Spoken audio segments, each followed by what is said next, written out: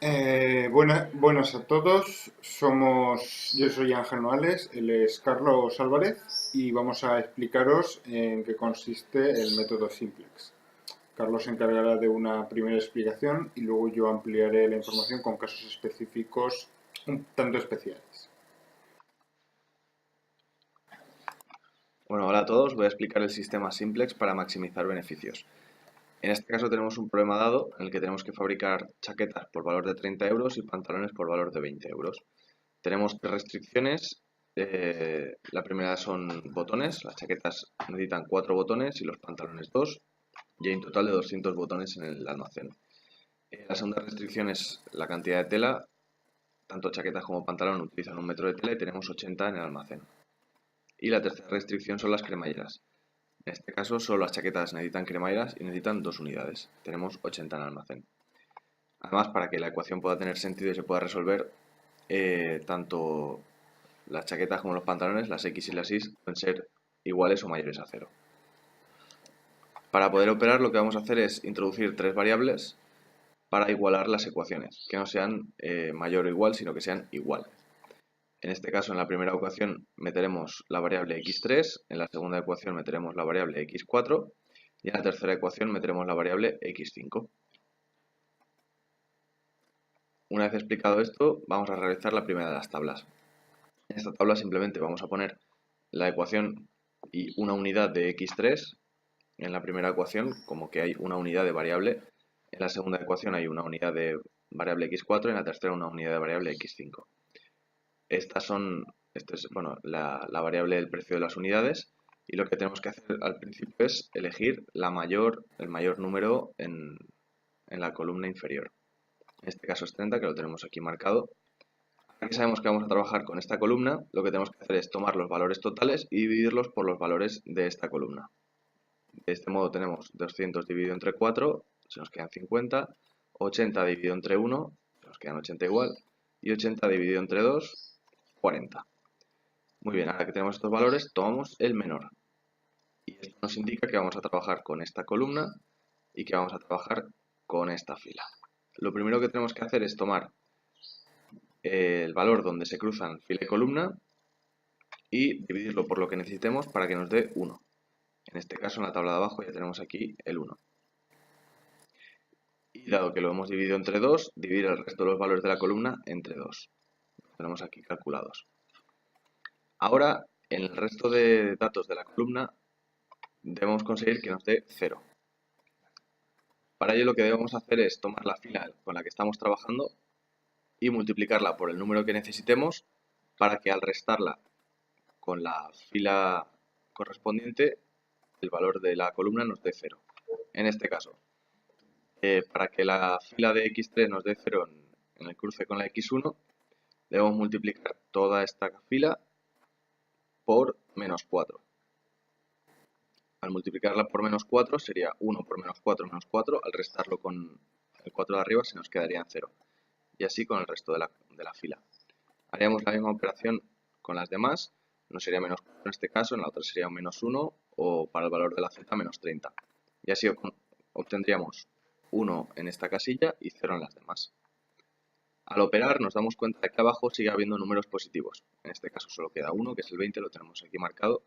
Y debemos empezar otra vez el mismo proceso. Tomamos los valores finales que se han modificado y los dividimos entre los valores de esta columna. Tenemos aquí los resultados. El menor es 20, esto nos indica que vamos a trabajar con la columna de x2 y con la fila de x3. Repetimos, en la tabla de abajo, en el cruce de fila y columna ponemos un 1, operamos, multiplicamos por estos valores para que el resto nos dé 0. Al multiplicar y resolver nos damos cuenta de que sigue habiendo un número positivo aquí abajo, con lo cual deberíamos hacer una tercera tabla para terminar de resolver el ejercicio. En este caso, al dividir los valores por los números de la fila, nos da como resultado que hay un número negativo. En este caso, el número negativo sería el menor, pero los números negativos deben excluirse. El número menor que se debe tomar es de los positivos, en este caso sería el 40. Esto nos indica que trabajaremos en este caso con x5 y con x4. Al operar y multiplicar por los valores correspondientes, conseguimos que en la fila de abajo solo haya ceros o valores negativos. Y en este caso ya habríamos conseguido la solución óptima, que sería, como vemos aquí, 20 chaquetas, 60 pantalones y un precio total de 1.800 euros. Ahora me toca a mí explicar los casos especiales. Vale, vamos a tener en cuenta el problema que ya teníamos. Vale, chaquetas, pantalones, botones, tela y cremalleras. ¿De acuerdo?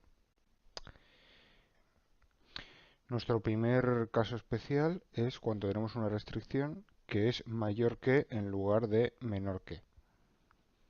¿Vale? En este caso, podemos el caso de que la fábrica no fabrica menos de 25 chaquetas porque no le sale rentable. Tendríamos una variable x que tiene que ser mayor que 25.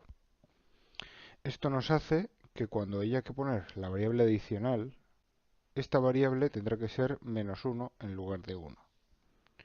¿Vale? Como veríamos en la tabla, tenemos que x1 tiene un valor de 1 y la variable asociada a la nueva restricción sería menos 1.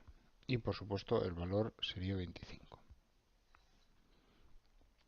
Luego también puede darse que en una de nuestras restricciones una de las variables tenga un valor negativo.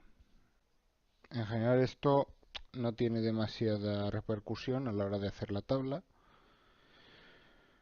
pero como veremos en el último paso de estos casos especiales, esto puede afectar a las comparaciones para averiguar cuál es el valor pivote.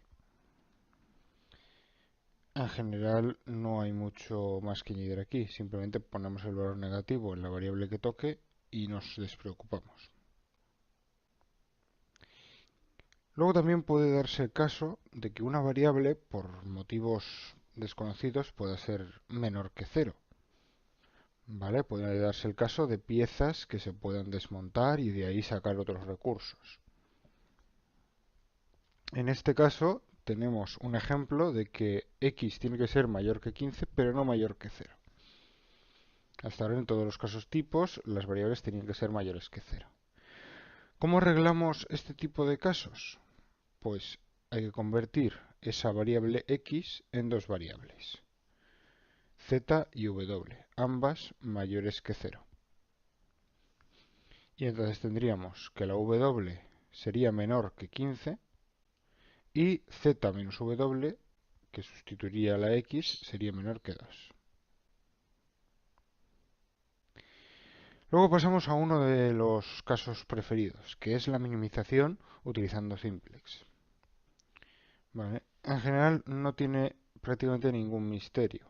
Es algo tan simple como el vector de la fila de la ecuación de minimizar, hay que ponerla con los signos invertidos. ¿Vale? Si la ecuación es 16x menos 8y, pues nosotros ponemos menos 16 en la variable x1, que es la x, y un 8 en lugar de un menos 8 en la variable y. Existe una situación de que la función a minimizar tenga un valor, tenga valores solo positivos. En este caso, la fila de la ecuación a minimizar nos daría todos valores negativos y eso hace que el simplex no se pueda ejecutar. Para obtener este tipo de soluciones, lo que hay que hacer es usar otro método llamado método de las dos fases. Os recomiendo que le preguntéis a vuestro profesor si estáis interesados especialmente en ello. Si no, no irá para el examen porque no os habré explicado cómo hacerlo. Y luego ya pasamos a los casos especiales durante el proceso de realización del simplex. Lo primero que os puede pasar es que cuando deis alguna de las transformaciones, se os quede el vector de minimización, la fila de minimización, y a todos los valores en negativo. Pero alguna de las variables no esté en la primera columna.